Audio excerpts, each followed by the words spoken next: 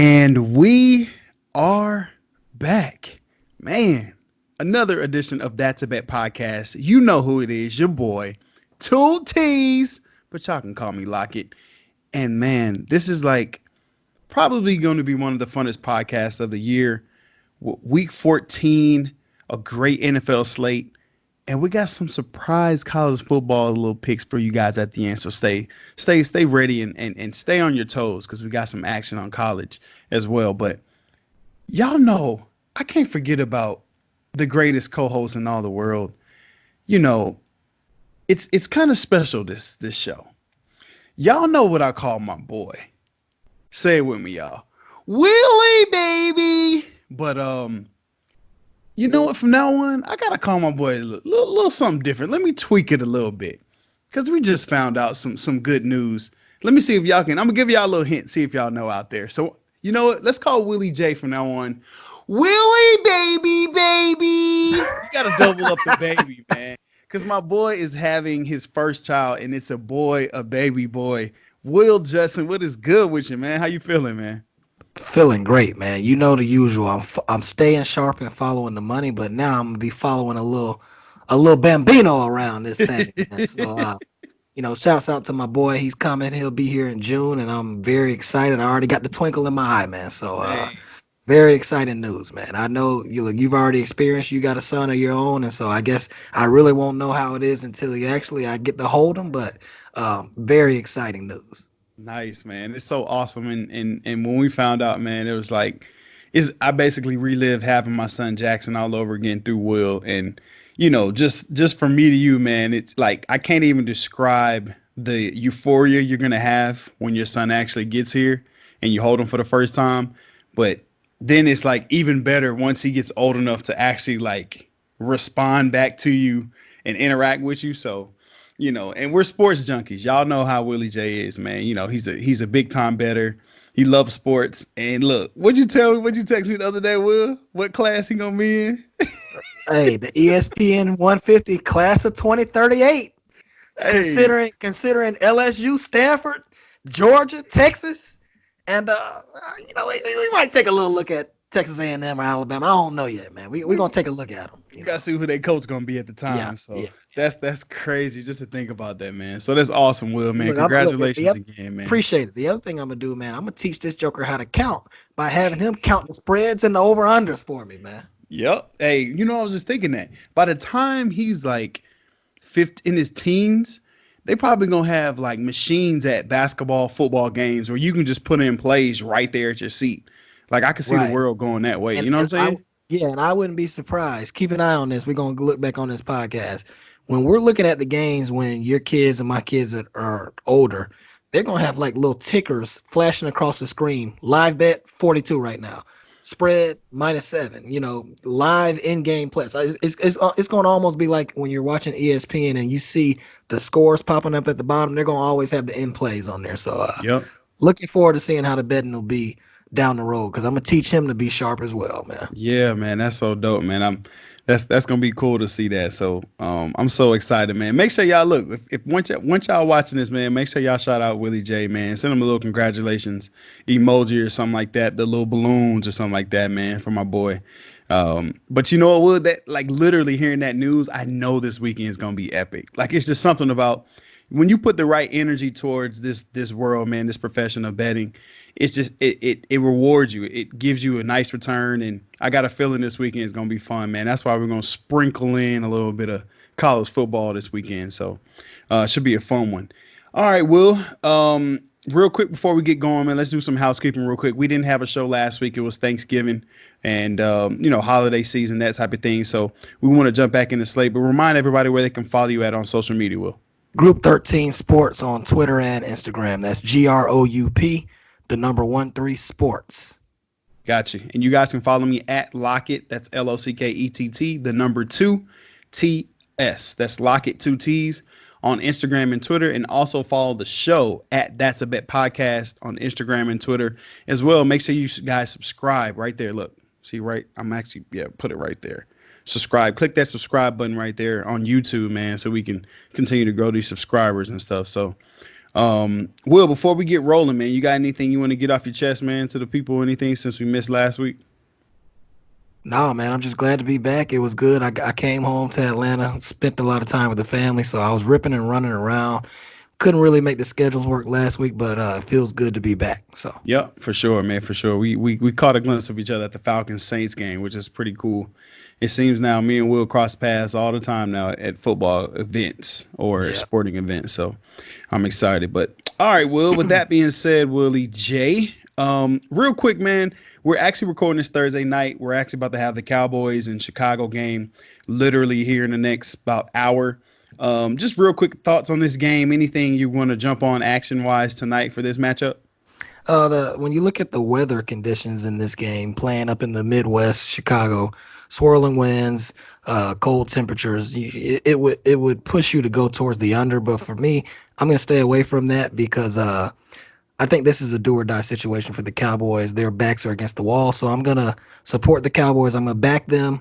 Put a little money on the point spread. I think it's 2.5, 3 points, whatever you caught it at. Yep, it's three And when I right look now. at yeah, right. And so when I look at these teams, the Bears are 3-9 against the spread this year. The Cowboys are 7-5. So for me, I'm not sold on the Bears. Last week they had that come from behind victory against David Blau and the Lions, and to me, that's just that doesn't impress me. You got to come back at the last minute to beat them.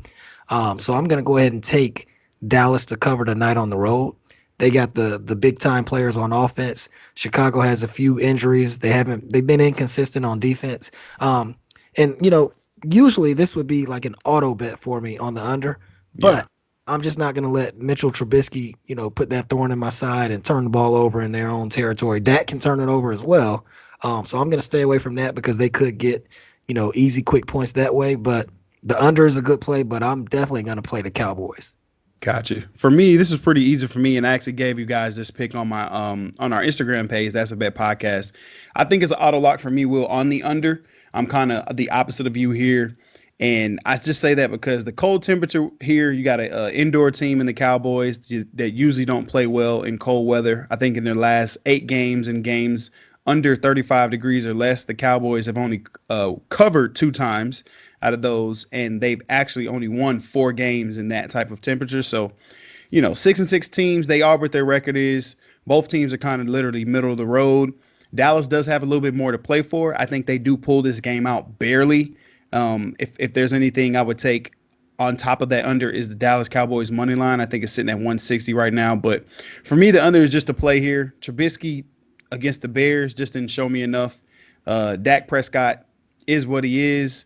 But I think this is going to be a Zeke Elliott game, David Montgomery type of game here. Pound the rock, a lot of clock here. I think Jerry Jones is going to be calling plays, not Kellen Moore in this one because he wants to see his $19 million running back get the ball more than 12 times. So, Oh, and that's another thing. People that are playing fantasy, oh you got yeah, Zeke tonight. I think this is the play. Tony Pollard is banged up. We don't know. I think he was questionable heading into this game, but just like you said, $19 million going into the running back on an annual basis.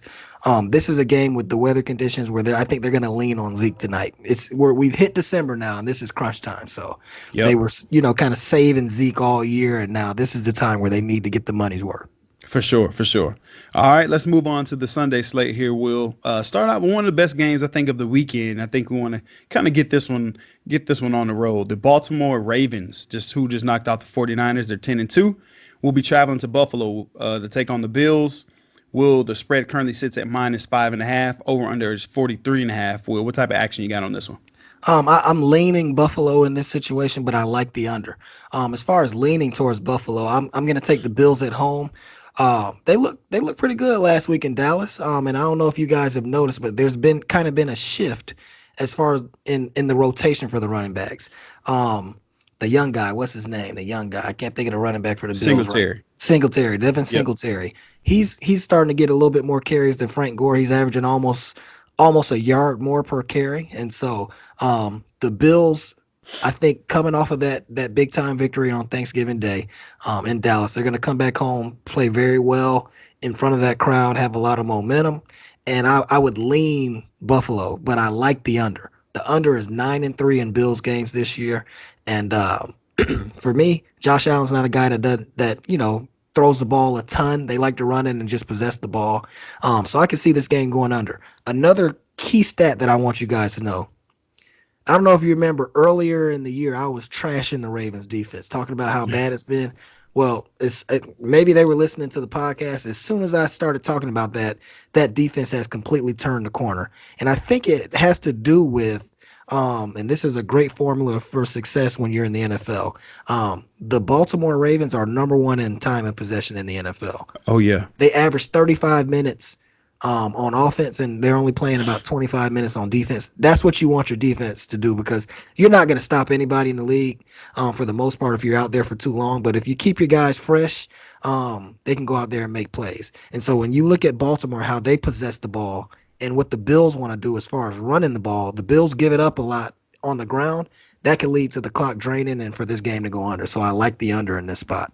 Gotcha. Well, I'm in the same train with you here. The under for me is the play.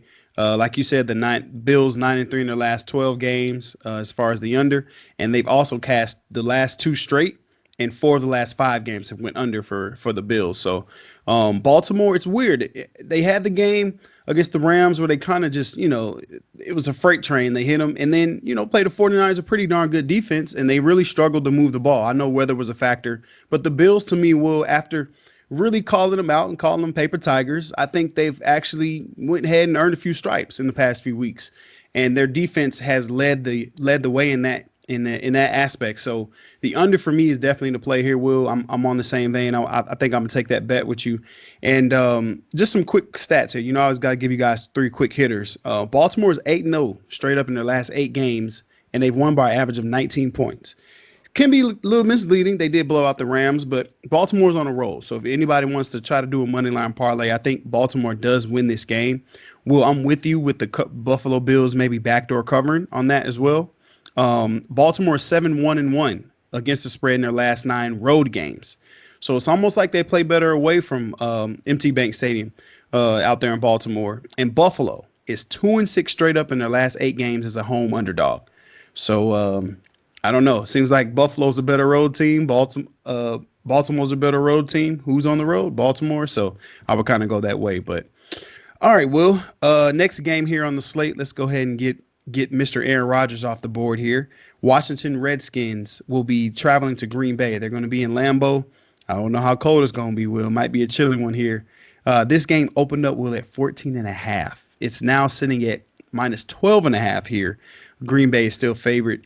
It looks like everybody's not buying the Green Bay Packers. But for me, Will, I'm going to actually go the opposite way here. Washington dominated a Carolina team on the ground that should have gotten dominated on the ground. Carolina is the worst rushing defense in the NFL. They're 32nd. That's just, it is what it is. The Washington Redskins actually have 2 of the better NFL running backs, in my opinion, still in the league. Darius Geis, when he's healthy, is just a beast. And Adrian Peterson is Mr. Timeless. I mean, he's like Frank Gore, getting better with age, like fine wine. But the Green Bay Packers last week I think they're going to turn the corner now. I think Matt LaFleur realized if we're going to win games, we have to go back to how we were those first 4 games of the season. The first 4 games of the season, the Packers were the number 1 play action team in the NFL. The next 6, they were bottom 10. These last 2 games, they're back up into the top 3 on play action. They're going to do the same thing this week. We talked about this in our pre-show at the start of the season. Packers are one of our favorite teams because of that aspect of the play action game. I think the play action game in this is going to give the Redskins a problem. They do have a good run defense, but I think there's nobody on the back end that can slow down Devontae Adams in that pass attack. So I actually would lean the Green Bay Packers here minus 12.5, Will, to cover this. I literally would take it anywhere up to 13 and a half. I think they beat them by 3 touchdowns here pretty easily in this weather. What you like, Will? For me, I'm on the opposite side. Everything about this game, tells me to bet Washington, right? They're running the ball now with Darius Geis. He's, overcame a couple of injuries now. And with Adrian Peterson, like you mentioned, they can run the football. And they're actually on the 2-game winning streak. They've actually looked pretty respectable the last couple of weeks. Bill Callahan has taken over as the interim head coach, and he coaches physicality. He's always been a offensive line coach, and he likes to run the football. In the NFL, 13. I called it at 13. Got you. 13 points. That's just a lot too much for me to lay. And considering how road dogs have played this year in the NFL, they're currently hitting at 61% getting the money against the spread. So those are, very encouraging numbers. But then this is what I do. I take the numbers and then I also lean on my gut as well and kind of integrate the two and come up with a decision. And even though those numbers are very strong pointing for me to bet the Redskins, I got to pass the game because I can't trust Dwayne Haskins on the road, Lambeau Field in December. That's just not something I'm willing to do. So for that, I'm going to pass and stay away from the game. Got you. Got you. I'm with you on that one, man. I wanted to pass it, but something about Aaron Rodgers getting here in December, he's just a different animal, man, especially with those home games. So, all right, Willie J, let's head out to your state. The Houston Texans will be hosting the Denver Broncos. What's the QB for Denver just came in last week? I just blanked on his name. Drew Unlocked. Yes, Drew. I forget his name. His freaking name is half of my last name, but Drew Lock came in, balled against the Chargers. Now he's got to head and face Deshaun Watson. Was it a fluke? Was it real? Will, what you thinking on this game? Oh, well, first of all, I'll talk a little bit quickly about what happened last week. He came right in and threw a couple touchdowns in the first half. And, it was crazy because, he was pumped up and just the way the camera was focused on him and they showed his family in the stands and stuff. Looking at it, it was kind of like he didn't even believe he did it. Like, Nope. wow, I threw 2 touchdown passes. Yeah. And so, very quickly in the second half, they shut all that shit down. Yeah. Who were they playing? The Chargers? Yeah. The Broncos didn't do anything in the second half besides that game-winning field goal. But we talked about the Houston Texans in the past, right? They are just like the Atlanta Hawks. I mean, they're a team, the Atlanta Falcons, whatever you want to call it. They're a team that doesn't really handle success well. They're up and down, right?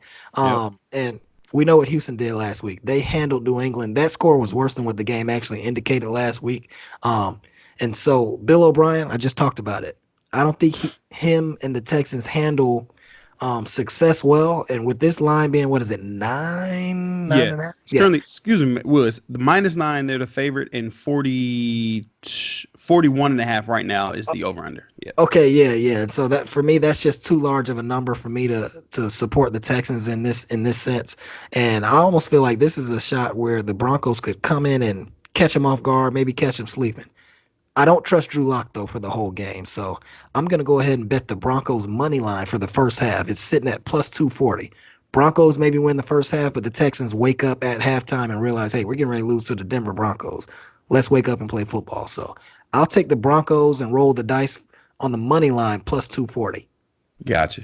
For me, Will, right now this game is a pass just simply because I don't know yet what Von Miller's knee situation is. I think that's a key factor because if Von Miller's on the edge, then they're going to have to slide protection to him, and I mean Houston, and that's going to change the game plan a little bit for Houston.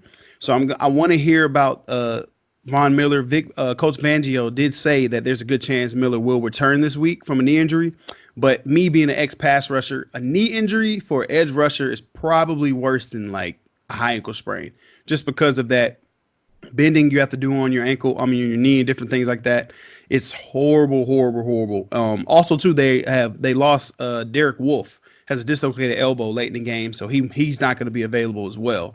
So that may be a key factor. If both of those guys are out, I would definitely lean. I'm going to be all in on the under on this game if that happens, because like Will mentioned, guys, Drew Lock, I just don't trust him. People see those. They saw those 2 early touchdown passes and got excited. Oh my gosh, the Broncos, they're balling. Drew Lock. Cortland Sutton probably made one of the best catches of the year on one of those, which was like unreal.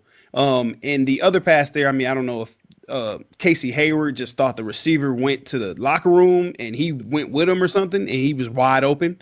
But people, and this is kind of a sneaky FanDuel play for you guys this week. The Chargers defense got back Derwin James, Casey Hayward, and their other safety. I just blanked on his name, but both of their safeties are healthy now. Bosa's healthy, Ingram's healthy. That defense in that second half, Will, they only gave up 34 total yards, which was like was like, damn. And it was like minus 38 rushing too. Yes, minus 38. Yes, it was something crazy, guys. The Chargers defense looks like what they thought they were going to look like all season because Derwin James broke his foot and all that. But he is a factor. He's literally, to me, he's the most dominant safety. Him and Jamal Adams are right there, step by step. But Chargers defense on FanDuel, guys, just make sure you put them in this week. They're going to dominate. But for me, the news on Von Miller is key. If Von Miller and Derek Wolfe stay out, I'm going to take the under all day on this game, and I think the Texans will barely not cover because unders, you usually take the dogs. I can't take an under and a favorite, especially not Houston coming off the Patriots game, but I'm going to lean the under right now, Will, but I want to hear some more news about Von Miller first. And this is the nugget that really has me on the under in this game. Let me give you three.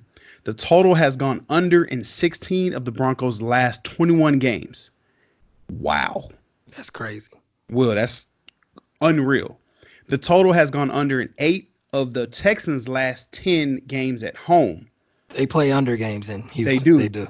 It's almost like he tries to control the clock or something. They don't wait. They come out sleep. Yeah, They it's don't like, I handle don't it know. well. Yeah. Something about H-Town, I guess it is. They must be on that lean. That lean, yeah. He's leaning, boy. And the total has gone under in the Broncos' last 3 games against the Texans.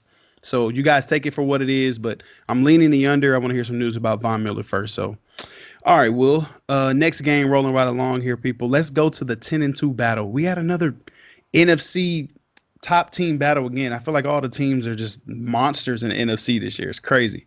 49ers coming off that loss to the Ravens. Now they have to travel to New Orleans, 10-2. New Orleans is favored by -2.5 right now. Well, 2.5 points. It opened at 3. Over under is 44.5. Willie J, what you say, man? I like the Saints -2.5 against San Francisco. Now, personally, I believe that the 49ers are the better team currently. And I think that line shows that, being that the Superdome down in New Orleans is one of the toughest environments that a team can go into and play, especially in December, with playoff implications on the line. For them to not even get that normal baseline 3 points against the 49ers, it tells you that the books think that the 49ers are better if they're playing on an even field. So I'll go ahead and take the Saints, though, and it's for one reason. Well, a couple reasons. First of all, the 49ers have played some, I'm talking about prize fight games the last few weeks, Yeah. Seattle on Monday night.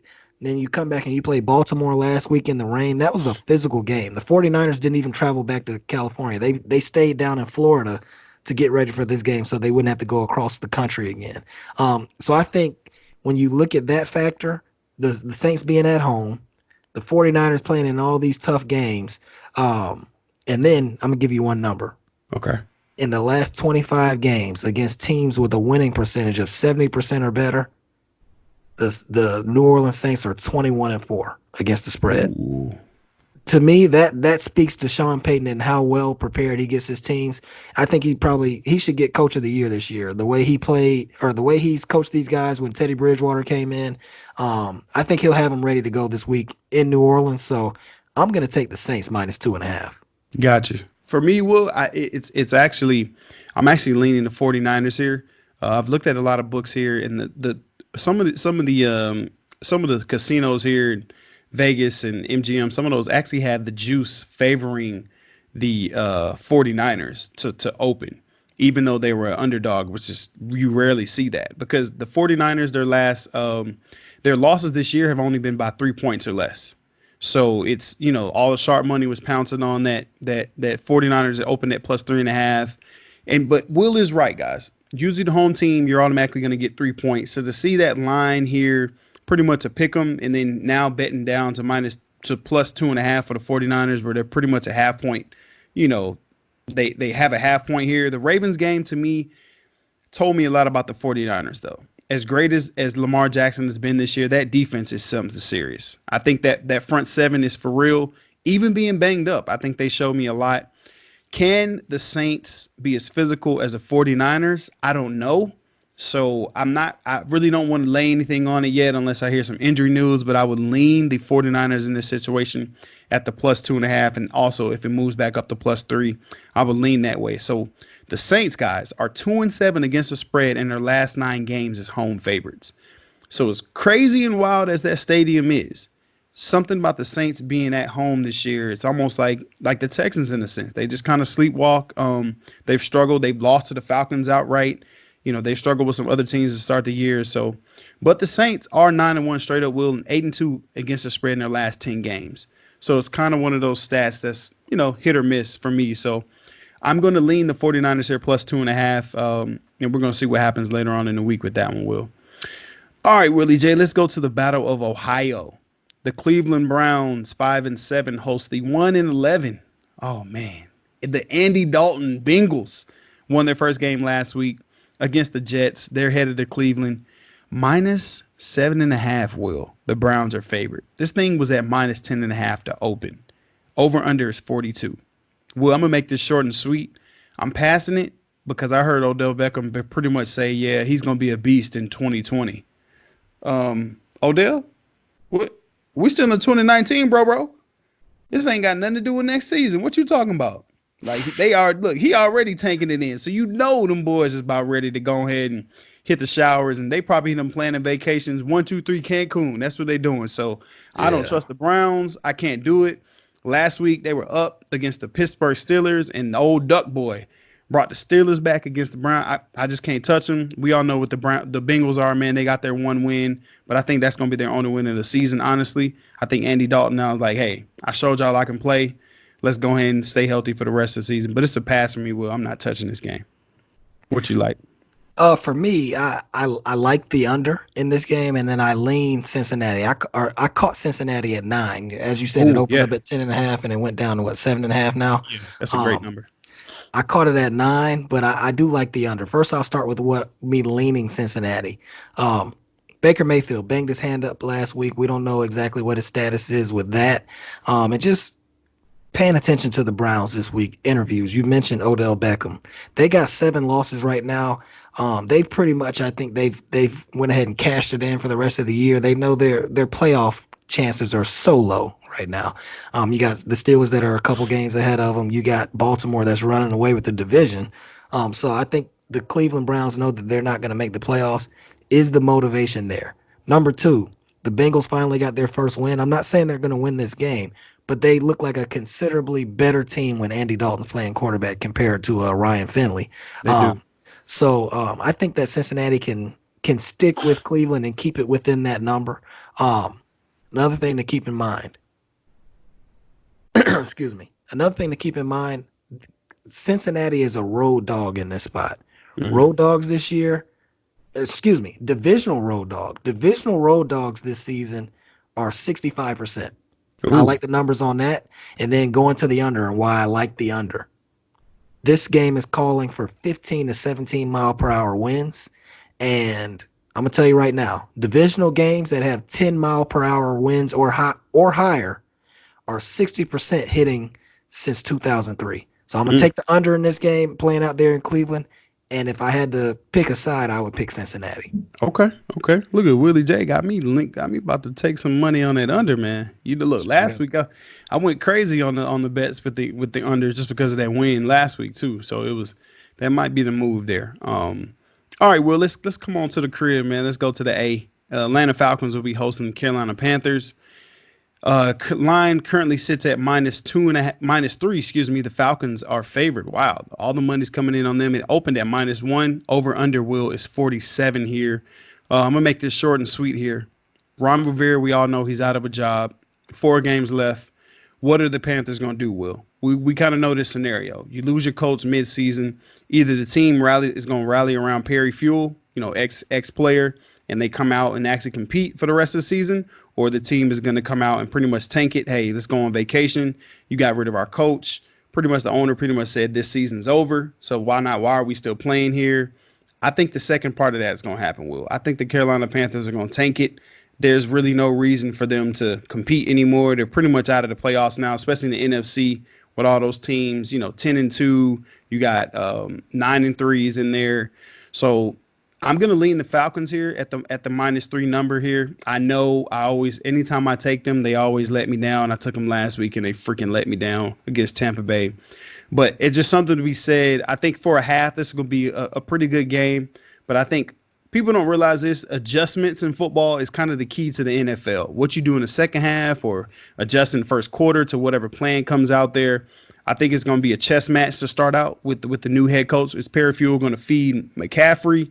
What's going to happen here? Kyle Allen, he's not the guy. I'm telling you guys right now. Y'all thought Cam Newton was the problem, huh? All y'all folks out there hating on Cam Newton because he was injured and saying he was washed up and done. You know, I fed into it for a hot second too when Kyle Allen was hot, but I'll be first to tell you I was dead wrong. So I'm gonna lean the Falcons here, Will. But remember this, guys. Atlanta Falcons are 0-4 against the spread in their last 4 games as a favorite. Carolina is 3-10 straight up in their last 13 divisional road games. So they pretty much suck on the road against the division.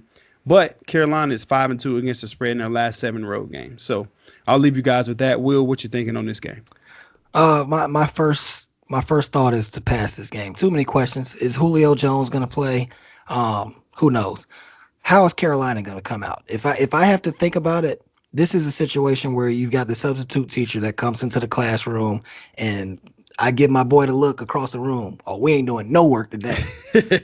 We gonna talk. We gonna do what we want. Put that movie on. Go ahead and put the movie on. That's what's about to happen. The owner has already came out and said they're hiring an offensive mind next year. So that just lets Perry Fuel know, listen, you can coach all you want. Your ass ain't coming back either. You're a defensive coach. You're not coming back. He knows he's not going to be back. I wouldn't be surprised, like you said, if the guys are thinking about where they're going on vacation. The coaching staff, they're already making their calls on where they can coach next year. Everybody is out. I mean, when I say out, I mean mentally. So for me, I think I know how Carolina's going to come out and play, but I don't know for sure, and I don't know what the Falcons are going to look like, especially without Julio playing. So it would be a pass for me, and if you make me pick something in this game, I would take the under. Divisional unders in December. When the total is 45 points or higher, it hits at a 60% clip.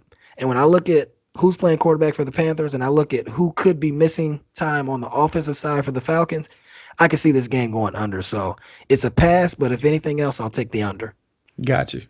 Okay, man. Let's keep rolling here, Will. NFC North Division here battle. The Minnesota Vikings coming off that tough loss in Seattle will be hosting the Detroit Lions here. Spread is -13. Minnesota's favorite at home. Over under is 43. Will, what you like for this game, man? You got any action on it? This is a pass for me. They hinted at Matthew Stafford possibly playing this week, but I don't think he is. I think he's going to be out. And so for David Blau, I mean, 13 points is a lot. Is Dalvin Cook going to play? Right. I don't know, Dalvin Cook, if he's going to play or not. To me, when he got hurt in that Monday Night Football game, that just looked like he hurt his pride because he fumbled the football. I don't think he was really hurt. He said he could have came back in.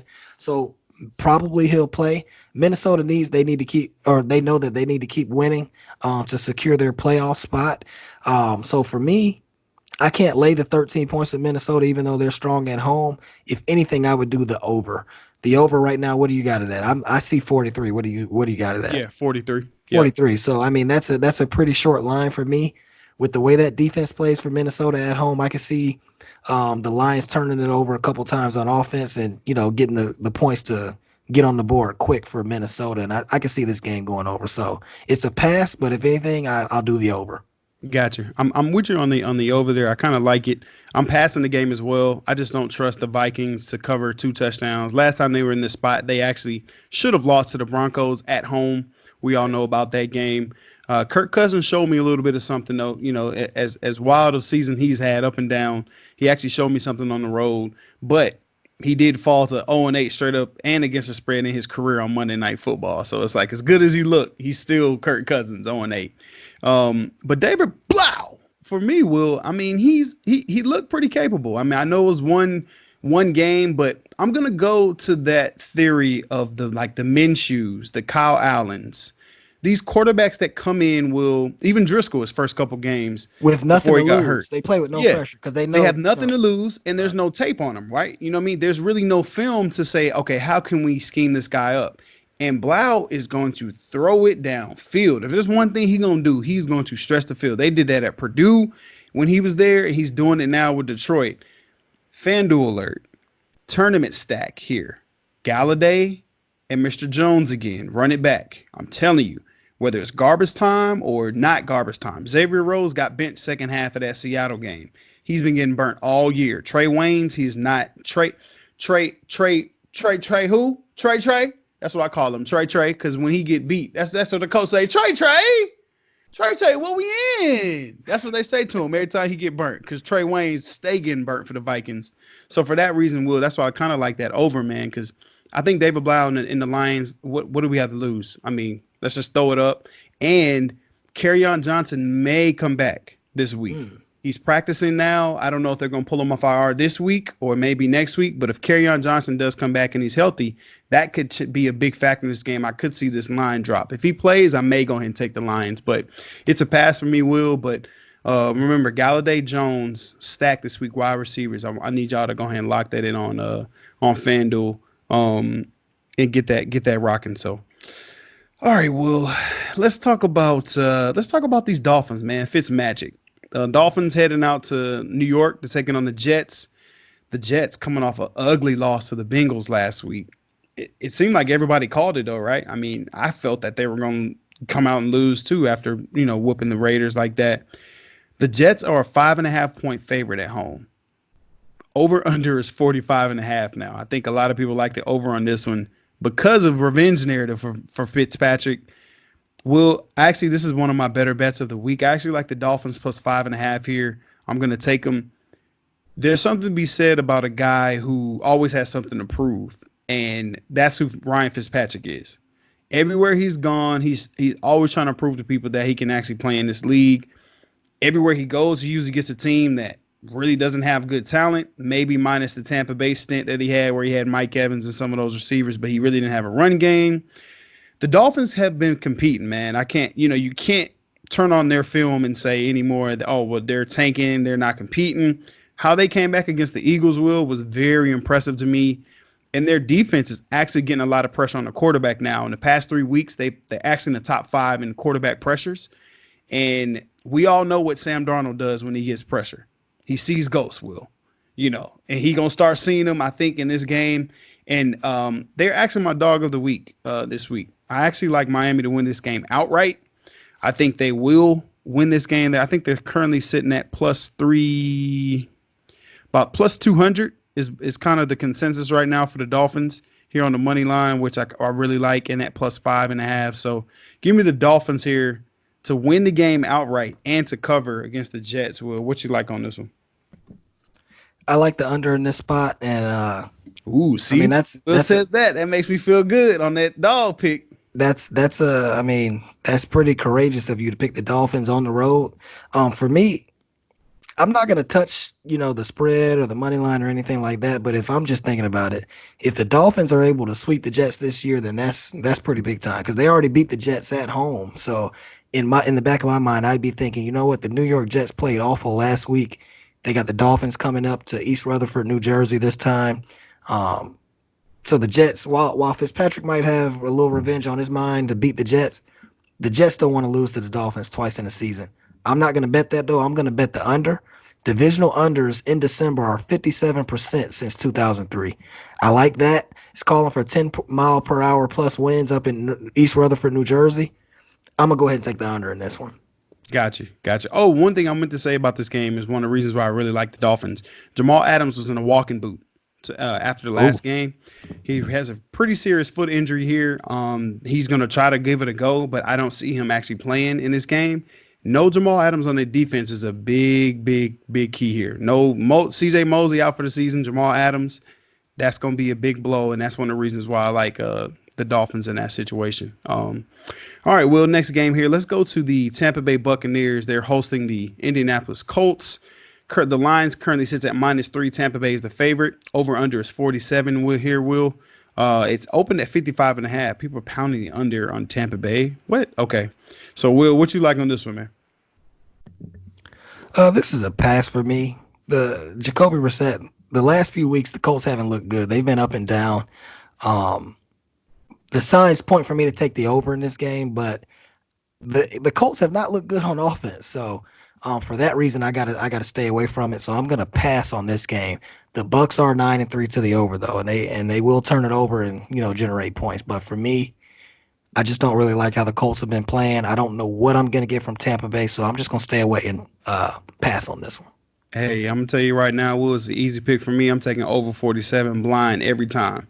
Last week, I hit on the Bucks Jaguars under because I literally told myself I don't think the Jaguars or Nick Foles can score enough points to go over the total. This week, Will, I know the Colts. Everybody has this weird taste about the Colts last week because how they lost to the Titans. But let's remember this: they were up 17-7, middle of the third quarter, until that block kick, and then it just snowballed down here. The Titans just kind of took over. Henry started running all over their defense. They were scoring pretty good on a pass defense, who's pretty darn good in the Titans. They're kind of middle of the road. Now they're going against the 31st ranked pass defense in the NFL, but they've given up the most yards. Brissett, Zach Pascal, Paris Campbell, those two backs out the backfield. I think what's number 21's name? My man, gosh, he's on my fantasy team. Hines, Naeem Hines. Yes, Hines. I think they're going to dominate them in that pass game. Jacoby Brissett is actually my sneak pick of the week in FanDuel, a stack with him and Pascal. I think this game goes way over, Will, and personally, and I think I love that people are taking the under and they're dropping it down to 47. I could see this game in like the 58 range, like a 35, 31, something like that, even in the 60s, just because I think Jacoby Brissett has to prove something this week. If they lose this week, the Colts are pretty much out the playoff picture. I think they actually come out and damn near win this game. I think Jameis is going to go back to the old Jameis. He hasn't had a couple of turnovers in a couple games. So give me the over in this game. I actually like to put 2 units on it, man. Just Tampa Bay with its offense that can score. Give me the over here, Will. All right, Willie J. Chargers, we talked about them earlier in the show. They're going to be in Jacksonville this week. They are a 3-point favorite on the road here, Will. Jacksonville will be hosting them. Over-unders 42.5. Man, I'm going to make this real clear for you guys. Minshew Mania is starting at quarterback. So they say, as of right now. Phillip Rivers is starting at quarterback for the Chargers. We all know how many times he's going to turn it over. He's going to give you 3 turnovers a game. And I talked about it earlier, guys. The Chargers defense is very healthy. This is probably my best bet of the week. And I'm going to take it now. And it's at 42.5. I actually called it at 43.5. It opened at 44.5, Will. But the under 42.5 in this game, I think this game is literally going to be like the 13-10 type of game here. That go way under. I think that now let me give you guys a little backstory though. If for some reason during the middle of the week, Tyrod Taylor becomes a starting quarterback for the Chargers, which he might, I think we're going to have to go ahead and hedge it, Will, and go ahead and take the over and cut our losses because I think Phillip Rivers is just over the hill, man. I think this is going to be one of his last rides as a starter. So, but give me the under 42.5 on this game. I'm actually called at 43.5, Will. One of my best bets. And that's simply because of the Chargers defense here. I really love it. You got any action on this one? Yeah, I mean, I'm leaning LA in this spot. Okay. Don't care who's playing quarterback. I'm a lean LA, but I love the under in this spot. Jacksonville, you can run the football on them. They give up more than 4.4 yards per carry, and in their last 15 games, the Chargers are 13-2 to the under against rushing defenses that give up 4.4 yards or higher per carry. And what that means is you got Melvin Gordon, you got Austin Eckler. The Chargers can run the football now, so they can run it, drain the clock. That's a long trip across from coast to coast for LA, and so maybe they come out and sleepwalk a little bit on offense and don't do much. But we talked about the Chargers defense earlier. I can't see Jacksonville really getting a ton of stuff going on LA, and so for that, I'm going to take the under. But I just for some reason I like the Chargers to win this game and cover the spread. The Chargers are 7-0 against the spread in their last 7 games against Jacksonville. They just have their number for some reason. So I lean the Chargers, but I like the under. All right, Willie J, let's knock out these late games here. The 425 game here, CBS, Tony Romo calling the game. Kansas City is heading to New England. New England's a -3 favorite here at home against KC. I wanted to touch this game, but I can't.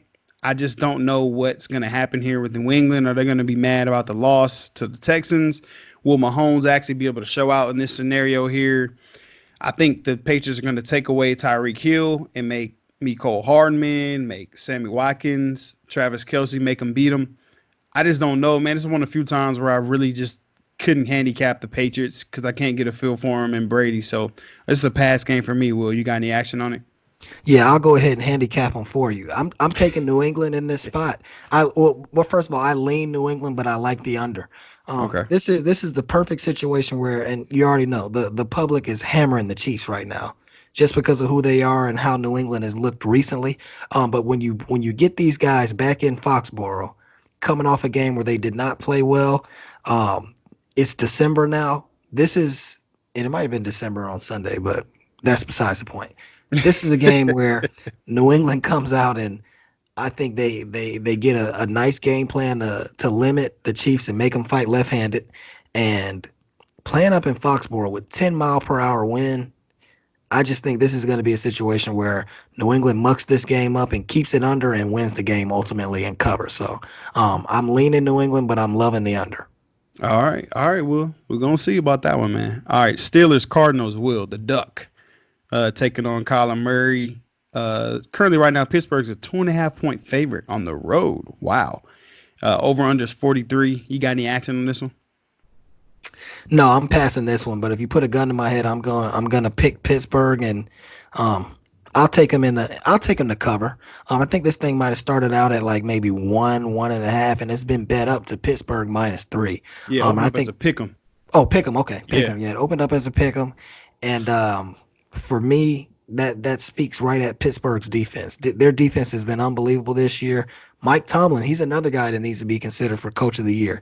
He's had his guys playing without hardly any weapons. You lose Antonio Brown, Le'Veon Bell, Ben Roethlisberger, and you still rally these guys to play, great football this year. So Pittsburgh sitting at 7-5. They got their eyes on the playoffs.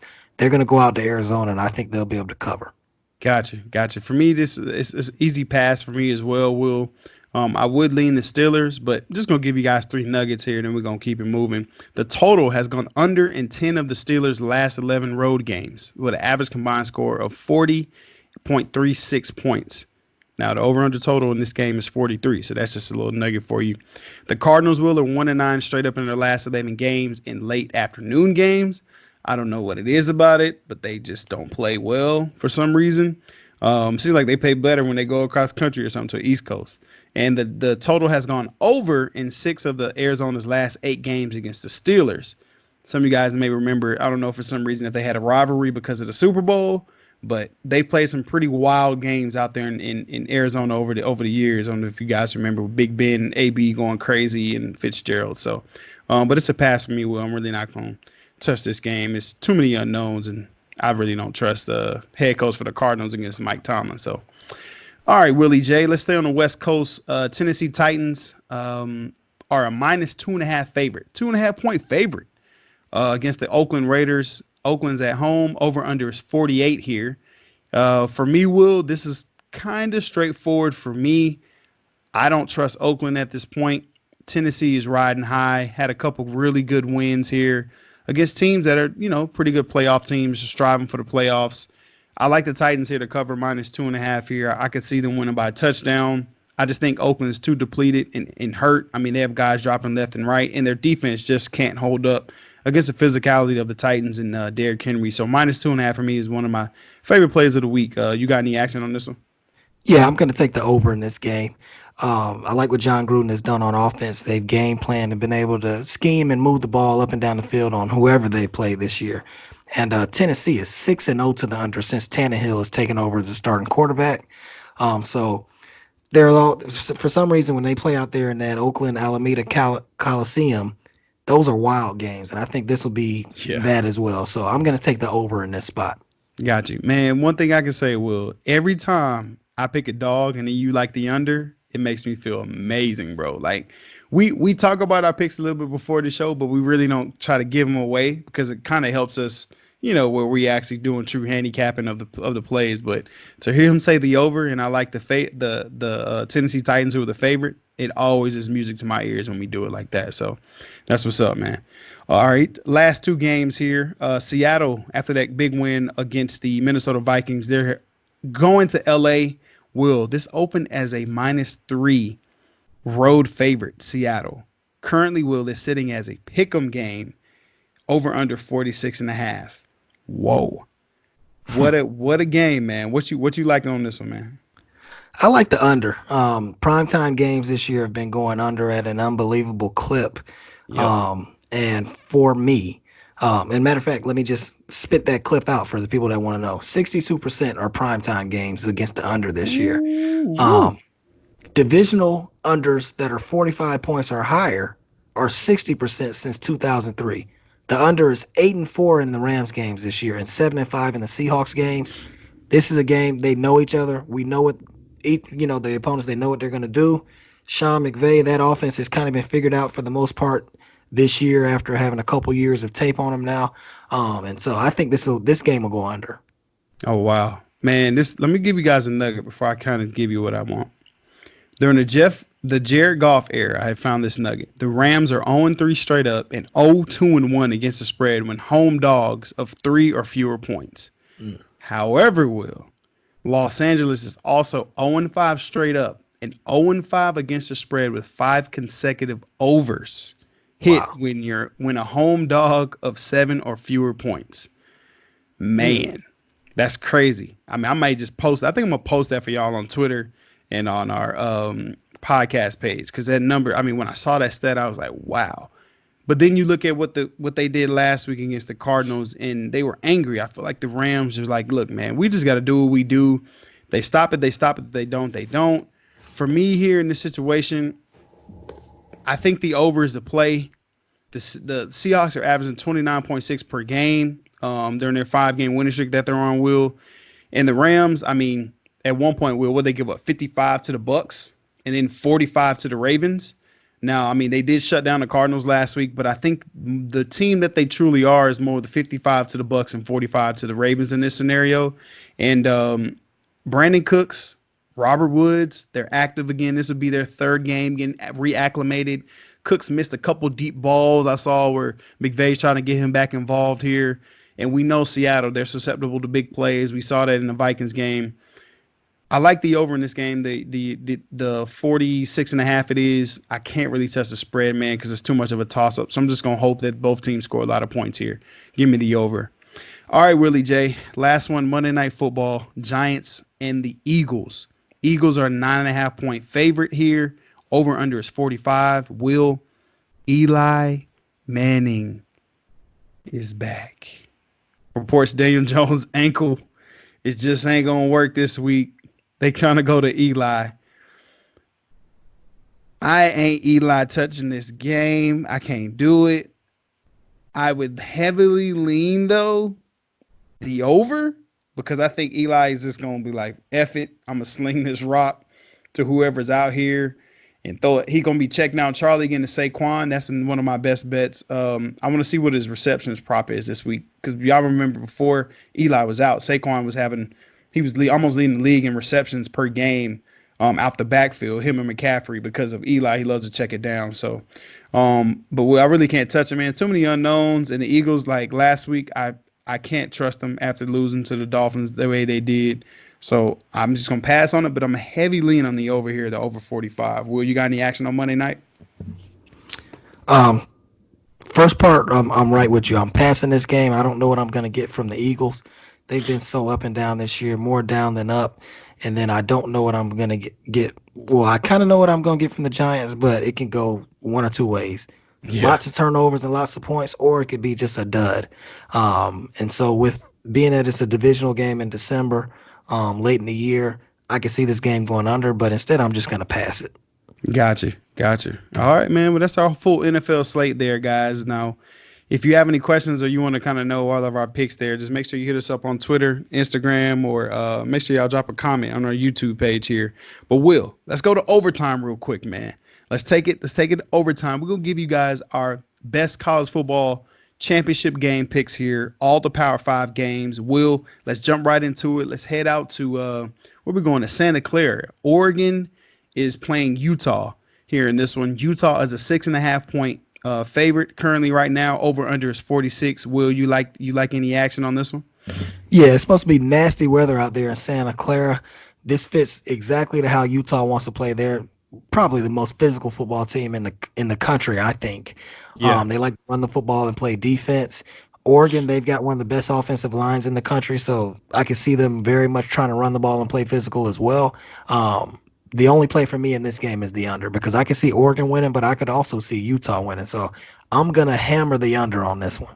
Gotcha. I'm the same vein. Well, I've already taken the under. I took the under when it was actually at I think it was at 49. I caught it fast. As soon as I heard about the weather here as well, high winds, heavy 90% chance of rain. It's gonna be nasty. We know what happens when the Santa Clara field gets wet. It's just slip and slide.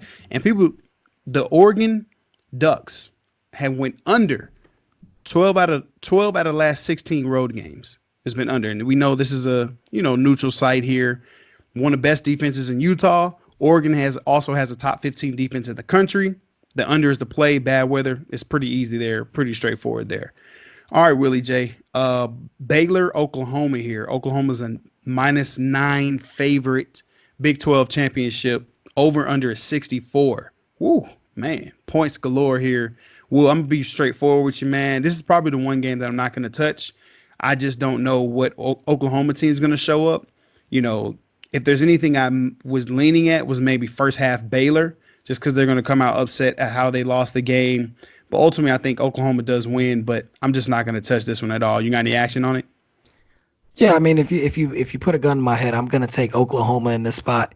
When you look at what happened to these guys the last time they played Oklahoma and Baylor, Oklahoma was down big time. It might have been like 28-3, 21-3, something like that. Yep. They came back and won that game. I think like 28-24, something crazy. Yeah. But one person that I want you guys to remember didn't play, and that's CeeDee Lamb, the wide receiver. He is one of the best receivers in the country. And I think Oklahoma just has that mental edge on Baylor. They know, hey, we beat these guys without CD. CD's playing this week, and it's a neutral field on a fast turf. I think Oklahoma has the better athletes, so I would go ahead and take Oklahoma to cover that spot, whatever the spread is. I would take them to cover it. One thing I do want you guys to keep in mind though, if Oklahoma, because Utah and Oregon plays on Friday, if Utah comes out and blows Oregon out or wins the game, then Oklahoma knows, hey, we got to win this game with fashion. We got to do true. it right. We got to come out and put it on them. That's true. If Utah loses, they might just be concerned with just winning the game, but they know if Utah wins, they got to come out and put a number on these guys. So it's Oklahoma or a pass for me. Got you. All right, well, SEC championship, Georgia, LSU, man, they're going to be right here in my backyard playing in the Falcons Stadium. Can Jake Fromm in Georgia, this 3 straight years going, can they finally win one? I don't know. Tigers for me are just rolling here, Will. I think it's a pretty straightforward for me. I know Georgia's 0-3-1, Will, in the last 4 games against LSU. They haven't covered against them. I really like LSU in this situation. It's 7.5 right now, so I'm gonna buy a point to get it at 6.5 just to be on the safe side. But I like LSU in this one, man. What you like? Yeah, man. When you look at Georgia, I love Georgia. My sister went there, undergrad and law school. She's what they call a double dog. She loves Georgia. No matter no matter how they play, they're the best team in the country according to her. But for me, they've had, Georgia, you guys have had your shot the last 2 years. Last year in the SEC championship, you come out and you blow it against Alabama. The year before in the national championship, you come out and you blow that lead against Alabama. I jumped off the bus last year when they ran that fake punt with Justin Fields. I said I'm out on that program. I can't back Georgia. I think maybe Georgia gets the backdoor cover because what's the line right now? I see 7.5. 7.5. So yeah, maybe they get that backdoor cover or keep it within the number. But Georgia's not winning this game. LSU is going to win the game. Georgia, your playoff hopes are done because you lost to South Carolina, and you'll probably go to a New Year's Day bowl game and we already know what's going to happen. You'll probably get whipped like you did last year against Texas and blew everybody's money in the Sugar Bowl. So, Yep. Jake Fromm, to me, he's a great game manager, but nothing more, nothing less. They've lost Lawrence Cager, who was probably their best receiver, the transfer from Miami. George Pickens, the second guy, decides he wants to do WWE down at Georgia Tech and He hit slapped his ass. hit somebody with a fist on a helmet. It didn't hurt him at all. Then he takes him and slams him into the wall. What an idiot! So he's suspended for the first half. Who are they gonna throw the ball to? DeAndre Swift, I think he just hurt his pride when he fumbled too, so he's probably going to play back or come back and play. But for me, I don't know how they keep up with LSU's offense. LSU has those three receivers and that tight end, which is probably the best group of four receivers in the league or in the country. I liked Alabama, but LSU, the way their receivers have been playing this year, I'd have to give it to LSU this year. So for me, I'm gonna pass because I got a lot of bias on this game. I just want to watch it as a fan. But if you put a gun to my head, I'm taking LSU. Got you, man. Hey, that man Pickens slammed his head. I was like, what is he doing? Nobody fight like that. And you like, know what else he did? Before he decided to grab his face mask, he looked to see where the wall was. And when he saw it, then he grabbed his face mask and I'm like, what are you doing? You stupid. No, I was like, what are you doing? Then he tried to break his hand twice, punching the helmet, you idiot. I don't know. This is a precursor of what's going to happen. All right, this Clemson game, I'm going to be honest with you, Will. Whatever spread is out here, I think it's right now 28.5. It opened at 21.5. It's at 28.5. I think Clemson win this game by 40, like real talk. Like, it's not even going to be close against Virginia. The best team in Charlotte the past 4 years, in my opinion, has been the Clemson Tigers. They've been the ACC championship every year and won by 50. Like, I mean, gosh. So this is pretty straightforward for me. Just take Clemson. I mean, if you lose your money on this one, you're winning back with other games. You feel the same way, Will? Yeah, I actually think Clemson is the best team in the country. They've been, they've been coasting it a little bit, and then when they ran into North Carolina and had to win that by the skin of their teeth, I think that woke up the bear. Their last 7 games, they won by 30. Right, there we go. Their last 7 games, Locke, they won by 31 points or more. I mean, that's just ridiculous. I know they play a weak ACC schedule, but they just haven't been challenged, and I think this is the time of year where you see the real Clemson. Dabo has got a chip on his shoulder. He made an interesting point last week in the interview. He was, bitching and crying. He said, listen, if we would have lost to South Carolina last week, y'all would have kicked us out the playoffs. But then I look right down I-85 and I look in Athens and those guys lose to South Carolina and you guys are trying to figure out how to put them in the playoff. So I guess we just got to go 31-0 over the 3 years to stay in the playoff. So I think the motivational factor is there for Clemson. I think they put it on Virginia, blow them out because we know what Virginia is. They're a one-dimensional team. They got that guy at quarterback. Can't remember his name right now. All they like to do is run the football. Dreads. Right, yeah, dreads. That's a problem right there. I don't want my quarterback with. Well, I'm not going to go down that. Yes, let's not go there, Will. Anyways, not today. I think Clemson will blow Virginia out and get to the playoff, and that's where Dabo Swinney and Brett Venables, whatever his name is, defensive coordinator, that's when they outcoach you, and I think they've got probably the best athletes. They're up there with Ohio State, so I'm going to take Clemson to roll in this one, and I'll probably put some money for Clemson to win the national championship this year. Yep, same thing. I'm the same. I love Clemson to win it all, man. All right, well, last one here. Ohio State, Wisconsin. You got a banged up Justin Fields here. Spread is minus 16.5. Ohio State's the favorite. Over under 56. Well, it's pretty easy for me. I think they're trying to throw this banged up knee narrative to try to get people to bet on Wisconsin. I think Ohio State and Clemson is going to be the national championship game here, personally, as long as they seed them right. And ultimately Clemson wins the national championship. But that Ohio State defense is the best defense I think I've seen all year, hands down. We know what Chase Young is. Hopefully the Falcons can get him here. Let's stay sorry, Falcons. But I like Ohio State to cover the spread here. I think it's going to be one of those second half games where, first half, I think they're up 10 to go into the second half, the first half against Wisconsin. So maybe the first half bet for Wisconsin maybe to play because I think they do come out because they're Wisconsin ranked 9th in scoring defense in the NCAA. So both teams pretty good defensive here. But Wisconsin hasn't beat Ohio State since 2010. Pretty straightforward. Ohio State, are they due for a letdown? I don't think so because they know they have to win this game. One, to stay in. You don't want to put it in the hands of the committee.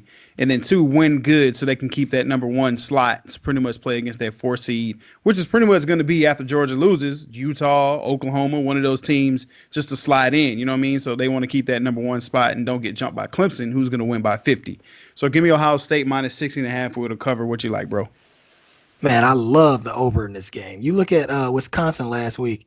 They really opened it up against Minnesota. And I think they realized that when Ohio State blew them out earlier in the year. Don't even try to muck it up and try to play, cover, keep the ball or keep the game low and try to run the football, because Ohio State has enough athletes where they're going to get you off the field. So you might as well just spread it out. Yeah. And throw it all over the place. Use Jonathan Taylor, run him, throw it to him out the backfield. But I think that Coach Chris, he's realized that, hey, we got to open this thing up. And that's exactly what they did against Minnesota.